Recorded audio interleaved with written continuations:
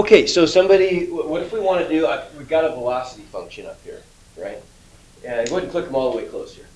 You got a velocity function up here. It says find the average velocity of, this describes some particle between t equals 1 and t equals 5 seconds. So we've got some particle moving on the x-axis, or the t-axis, let's say, moving on a line, okay? V stands for velocity. What is defined velocity? Speed over distance. Speed in a direction, right? Okay, so velocity is a vector quantity. If I, let's kind of talk about one-dimensional kinematics here is really what we're doing for a second, right? So we're talking about walking along a line at the front of the room.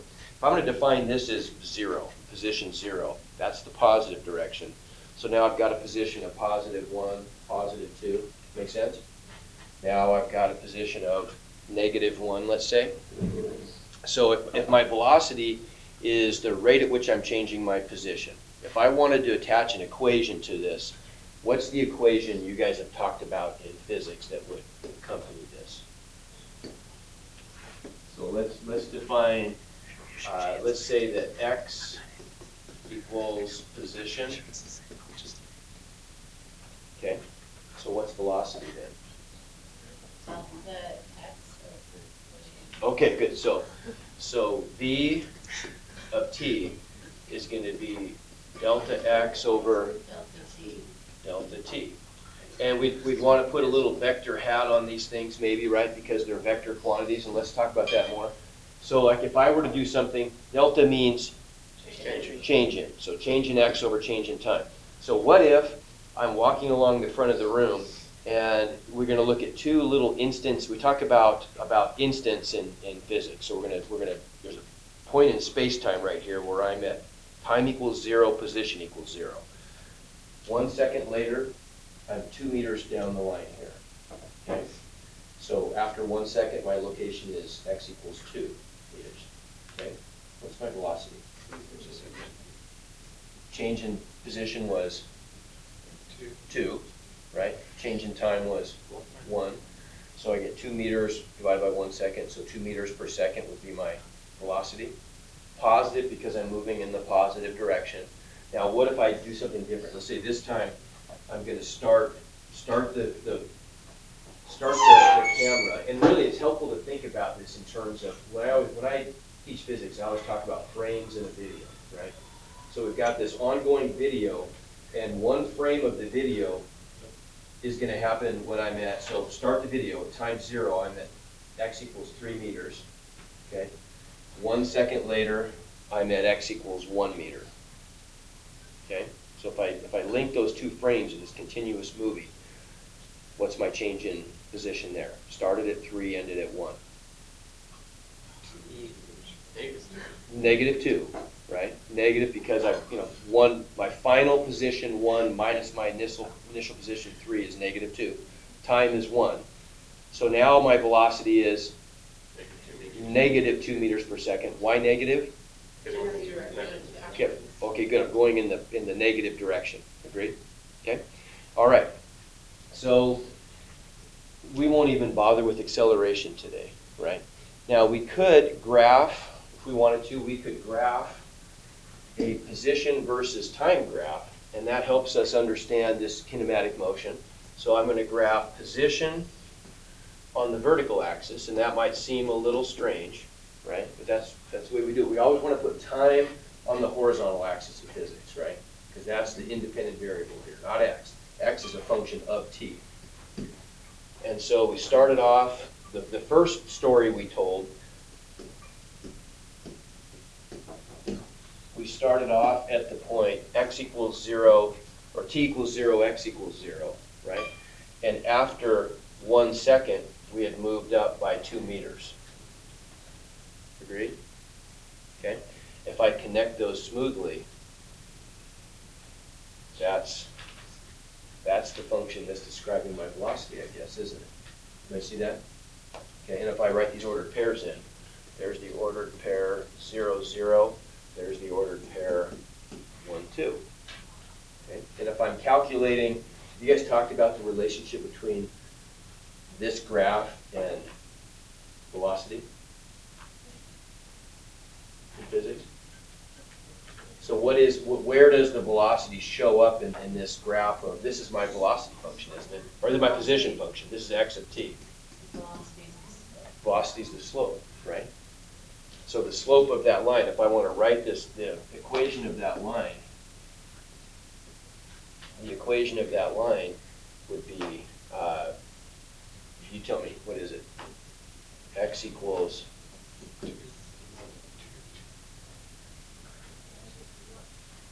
so now we're used to writing things, it's a little confusing. We're used to writing something in the form y equals mx plus b, but instead of a y, what do we have? An x. Instead of an x, what do we have? So ours is going to look like x equals mt plus b, where m and b still represent slope and y-intercept, right? Okay, so now once again, what's that going to look like? X equals 2t plus 0, right? So just 2t. And so my slope right there, that's telling me average velocity, isn't it? Right? Okay. The slope of that line is telling me the average velocity of that line. Okay. Let's take the second situation we had. The second situation, we started off at the point 0, 3, didn't we? When the time was 0, we were at a position of 3 meters. After 1 second, I had a position of 1 meter. Agreed? Okay, and so there's the line that describes my velocity, or my position, sorry, I keep saying velocity, my position in the second case, right? So this looks like x equals what? -2t. That's 3. Okay, and so here, my average velocity equals -2. Agreed? Okay. What if I wanted you to tell me, real quick, so how about if we've got, what if I have the position function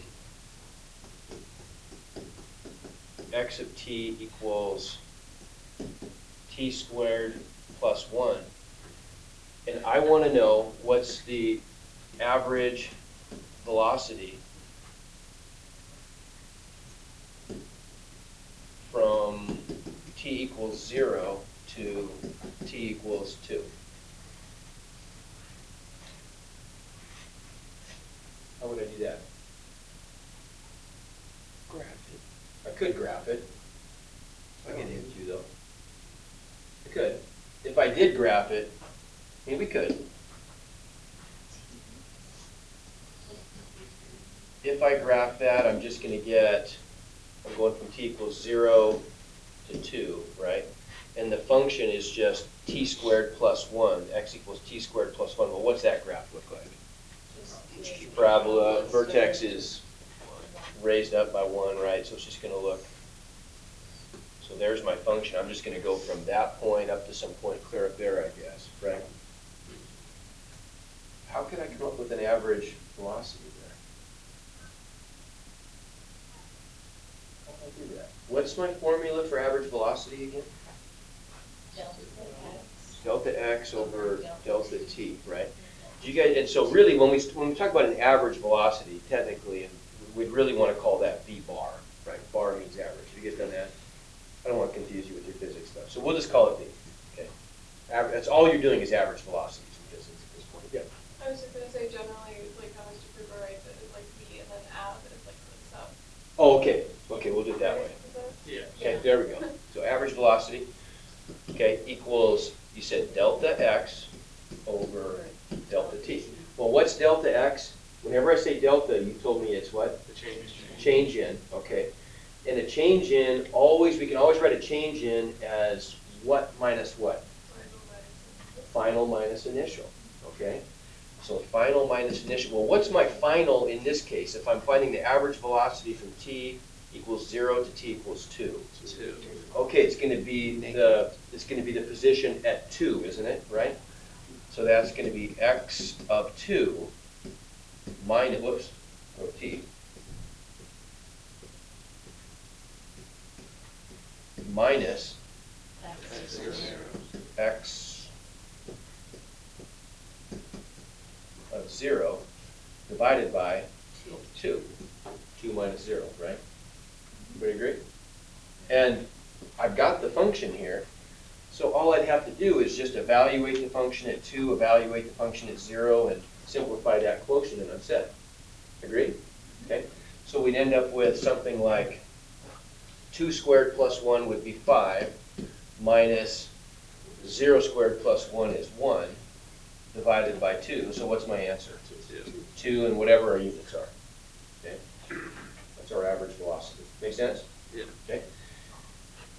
We can look at this graphically. Desmos makes this easy to do. So let's pull this function up. Just happen to have this one ready to go. What are the odds?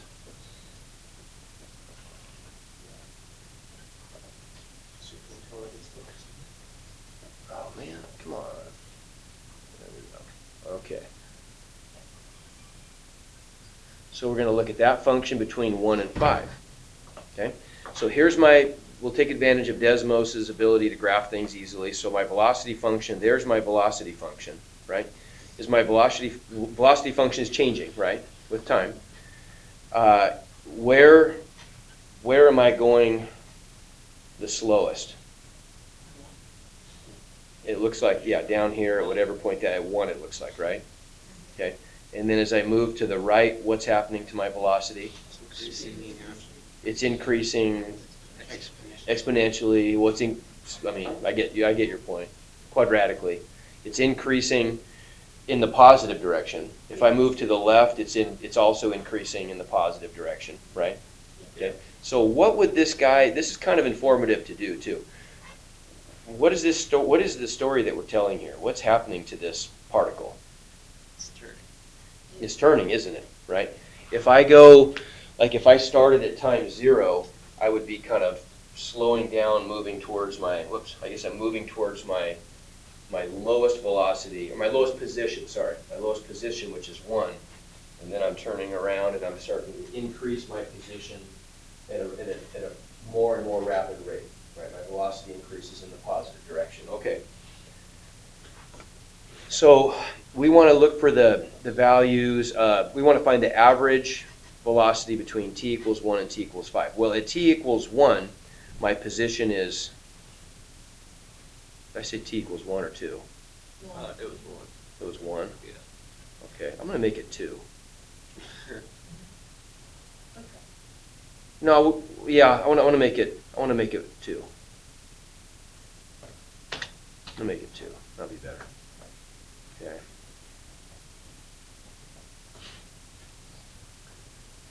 So I'm going to, at t equals 2, my position is what?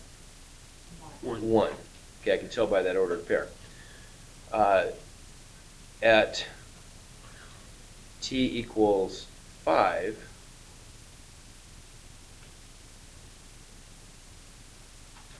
what's my position? 8.5. Okay, and I could easily just, gotta make sure I get the right one here. I think it's this one. Nope, this one. Okay, and all I'd have to do is just calculate the change in x over the change in t, right? And that's pretty easy to do. We're just going to get 8.5 minus 1, so 7.5 divided by 3, whatever that is. That's my average velocity. Okay, no big deal.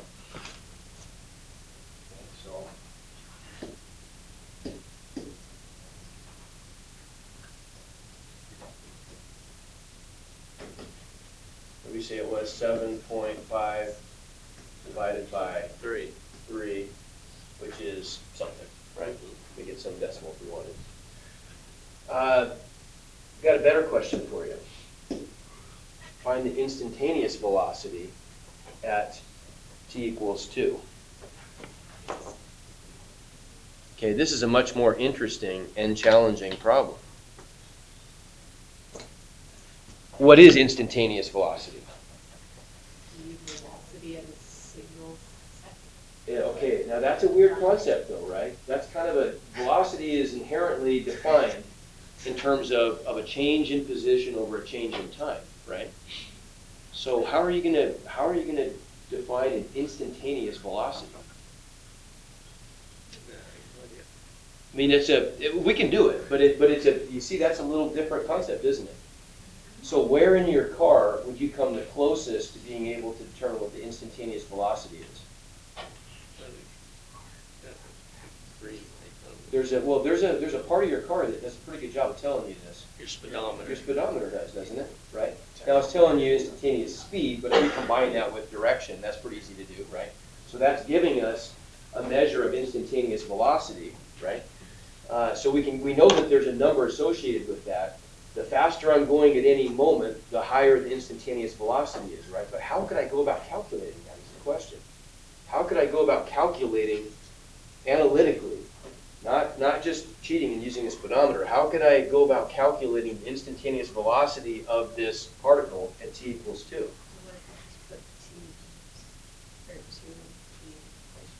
We can, but if I put 2 into the equation, remember our equation is not an equation for velocity. Our equation is an equation for position, right?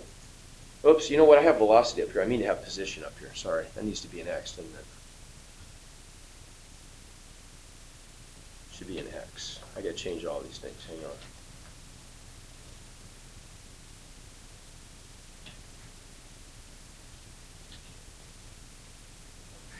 That's going to be confusing.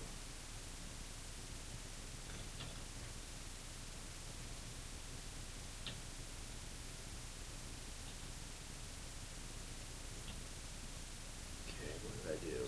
See any others I missed? The one, number 7 is a capital. Yeah, that should be okay.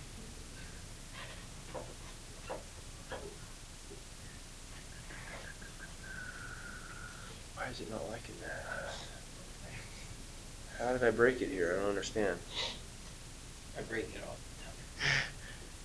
the time. I wonder if I can't use x. Oh, I can't. I got to use like s. Because yeah, I can't use x. That's the problem. Because it always treats x as a coordinate. Okay, this will work.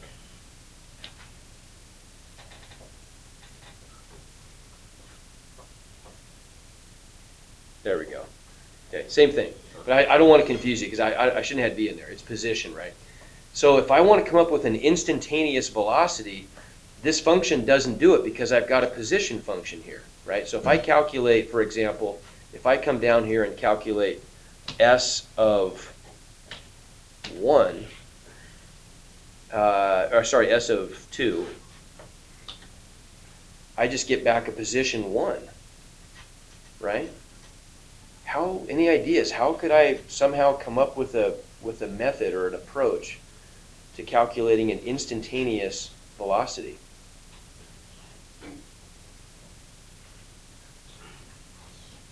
Any ideas? So what we call this, by the way, when we're calculating an average velocity using this position function, anytime I'm calculating a slope between 2 points, I call that a secant line. Remember talking about that last year? So a secant line is, and it might intersect the function in other places extraneously, but we're interested in where a line intersects a function in 2 places. The slope of that line always gives us back an average rate of change, right? Change in the function over the change in the independent variable. In our case, it was change in position over change in time. Okay, very simple to calculate average rates of change. But how can I calculate an instantaneous rate of change? Okay, I got another example for you that might help you along. So let's consider driving in a car. Cars are helpful here because we're real familiar with cars. So let's say we're going to take a trip to Hermiston. And yeah, okay. We're going to take a trip to Hermiston, and let's just say where we're going is exactly 30 miles away, and it takes us 30 minutes to get there. What's our average rate of change? 60 miles an hour. Okay, so right as we're going by the, what's that grain elevator called on the way? You know, The what I'm talking grain about, that elevator. one you go by. The one Yeah. by PJ Town. There's, we all know the one I'm It's by talking a about. bridge, right? yeah. Yeah. So does that make any kind of guarantee that as I go by that grain elevator, I'm gonna be going exactly 60 miles per hour? No. It doesn't, right?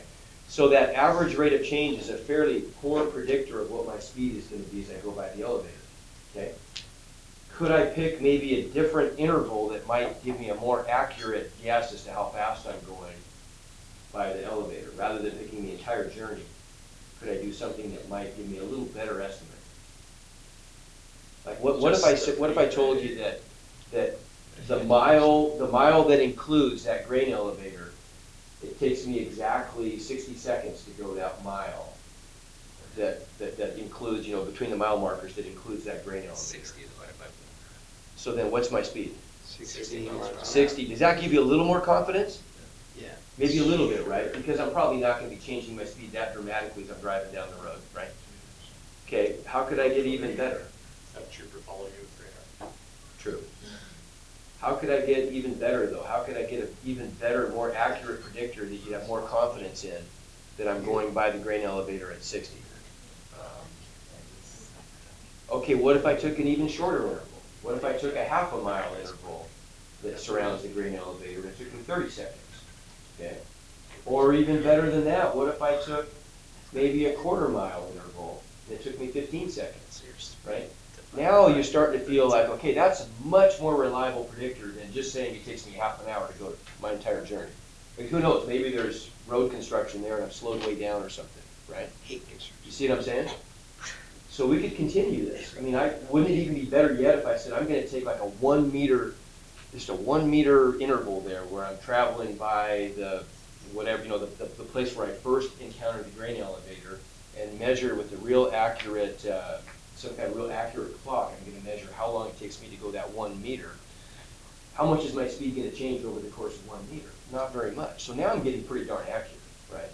And in a sense, that's what your speedometer does. It's going to take really small samples of the distance you're traveling over time. That's how it averages them out and gives you a continuous reading on your speedometer, okay?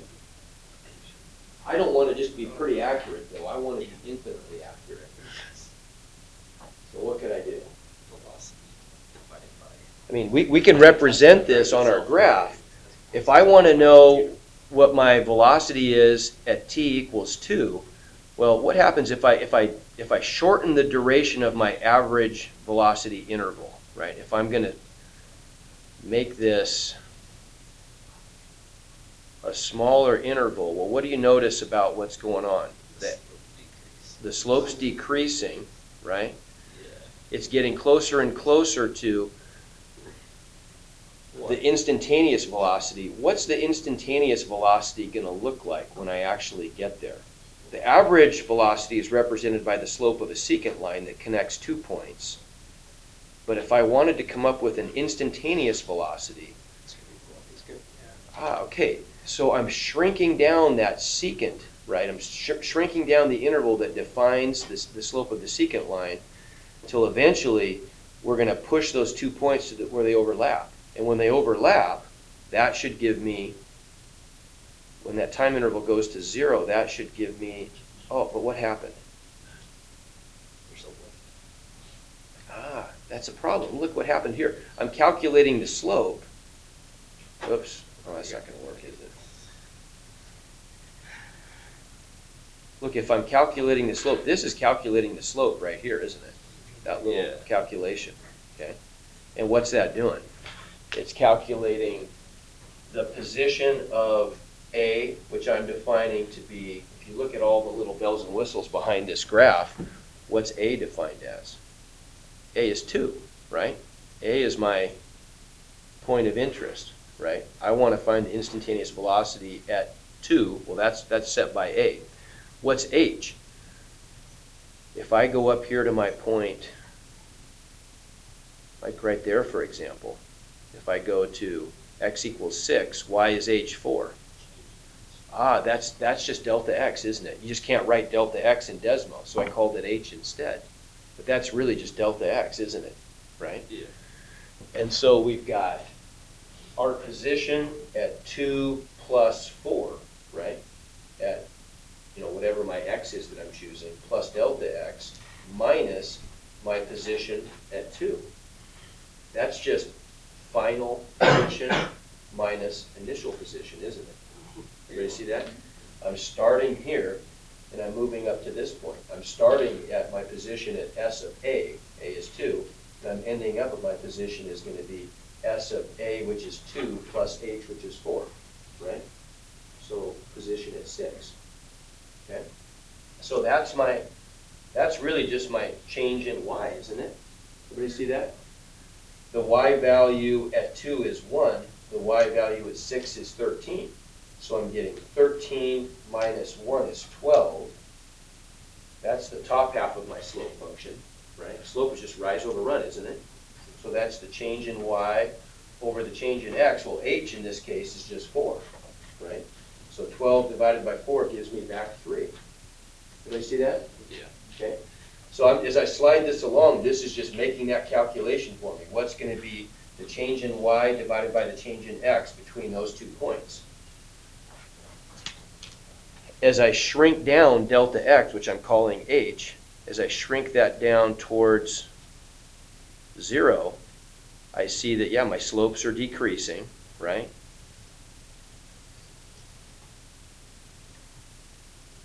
Whoops. Come on, there we go, right? So now I'm down to 1.5. It's getting closer. When I go down to 0.1, I get a slope of 1.05. Anyone want to make a prediction of what I would actually get if I went to 0? 1. Maybe 1. Okay, but the problem is if I try to go to 0, the slope of the secant line is undefined. Right? And why is it undefined? Can't divide by 0, right? That's it. So what am I going to do?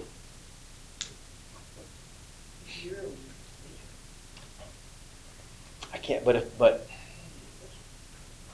I put 0 in for H, I get something that's undefined. I get 0 on the top and the bottom, don't I?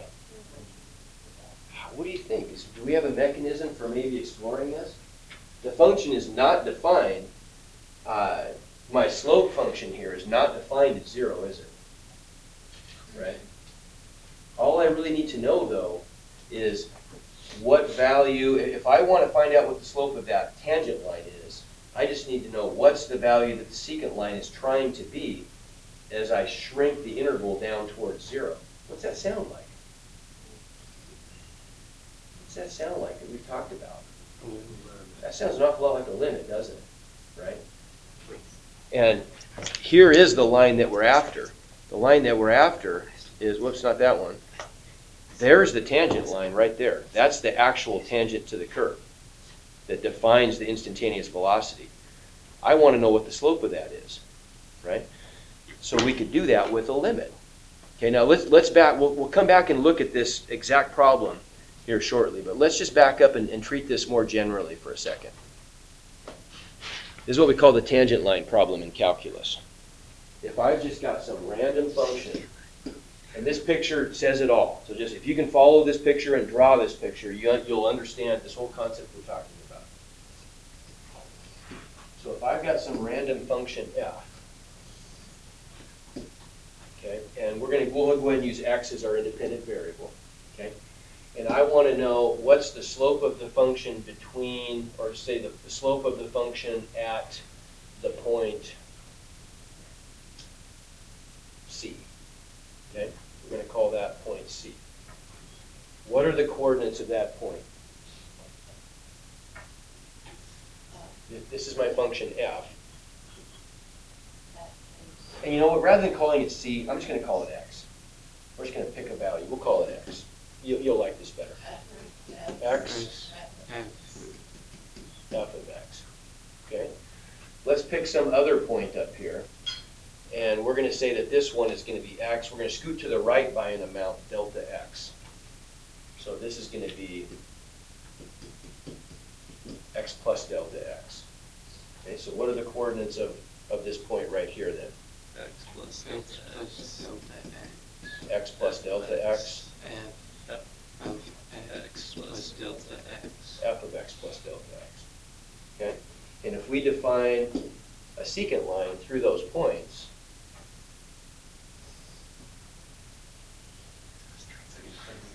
want to, Straight pretty darn straight line, isn't it? Yeah. So if I want to, very proud of that. So if I want to define what the slope of that secant line is, it might be helpful for me to maybe draw a little slope triangle here, right? So we've got this slope triangle that's defining the rise and the run.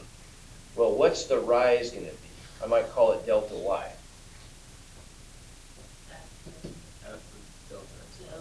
Okay, good. So it's going to be this y value, which is right there. It sits right over here, doesn't it? So I've got f of x plus delta x minus f of x, because that's really just delta y right there, isn't it? Yeah. Right? So f of x plus delta x minus f of x. And then what's the run? Well, that's just delta x. Right? We just defined that distance. We already defined that as delta x, didn't we? Right? So the slope of the secant line then is just going to be delta y over delta x. F of x plus delta x minus f of x over delta x. That is, by the way, what we call the difference quotient in calculus.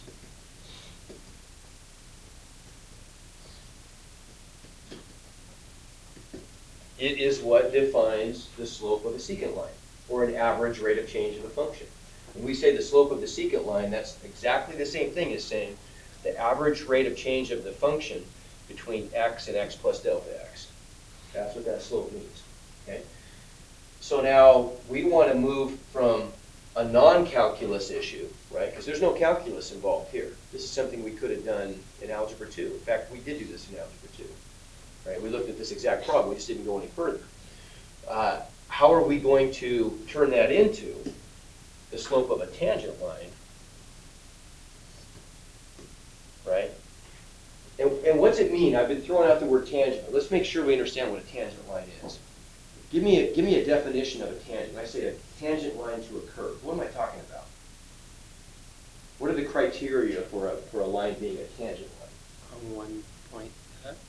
Okay, it locally intersects the curve in one point. It could be that this function rounds back down and intersects incidentally out here somewhere, right? But locally speaking, in the place where we're interested, it intersects the curve in exactly one place. Okay, but then how is this not a tangent line? That intersects at one place. Because it crosses. Okay, well, a tangent line could cross. I'll show you how a tangent line could cross. And I just want to, because that's a good, I see why you're saying that. But look at this one. Let's see, how about if I did, how about if I took this tangent line right there? So it crosses, agreed, but it still could be tangent. You didn't get the idea. I didn't draw it very well. You get the idea. So the green one is not a tangent line, though. Why? What's the additional criterion that makes the green line not a tangent line, but the orange one a tangent line?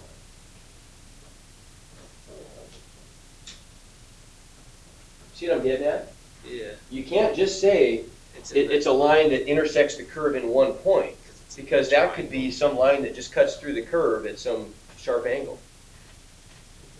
It has to be in the weird little triangle. It's hard to describe. How are you going to say that? Okay, I'll give you a hint. I'm going to give you a little vocabulary to use in your definition. What if we were going to zoom in on the function? What would you find? It's in line with the secant line. What's that? Okay, so as I zoom in to the function, when you zoom in on a function, what do you do to the curvature? Flattens it out. You remove the curvature, right? Yeah. Everybody see that? And let's show that. There's a lot of stuff going on here, and I know this but this is really important, I think. So what if I zoom in on this point of tangency right here? Look at the red curve as I zoom in on this thing. What do you notice? It almost becomes the same. Where'd the curvature go? Right? As I zoom in, the curvature disappears. Like if somebody from some alien universe who was some infant that didn't really understand physics or geometry was beamed down to Earth They use the same. into a wheat field around Pendleton, and you told them that they're on our spherical planet, they would laugh at you. They'd say, no, this is pretty darn flat to me, right? It looks awfully flat, and yet if you're on the moon, astronauts can block out the Earth with their thumb, right? So it's, I mean, clearly there's a lot of curvature there, but the closer you get to the curve, the more the curvature disappears, right? So if we zoom in infinitely far on a curve, what happens to the curvature? It goes away. Goes away completely, right? Take that The curve becomes flat at that point. So now, see if you can add that additional Same. criterion to a tangent line. It intersects the curve at one point locally, and what else? The slope's the same. The slope's the same. If I zoom in, the curve, if I zoom in infinitely far, the line and the curve become indistinguishable, like we saw right here, right? Okay. Am I going the right way or the wrong way now? There we go, right. Okay, you getting the idea? Yeah. Okay, so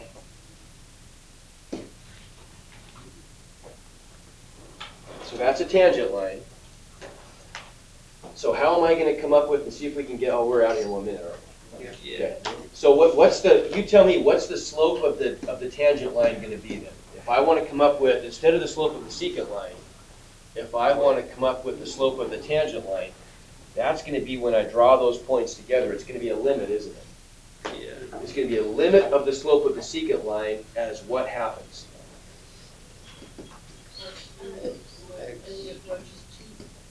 As it approaches your x, f of x. So it's the limit of the difference quotient, f of x plus delta x minus f of x over delta x, as delta x does what? Approaches X, f of x. Delta Zero. 0, right? What? As the distance between the points approaches 0. You get that? Yeah. Okay, we'll hold that thought. okay. We'll pick this up tomorrow. We'll put this to rest. Wow.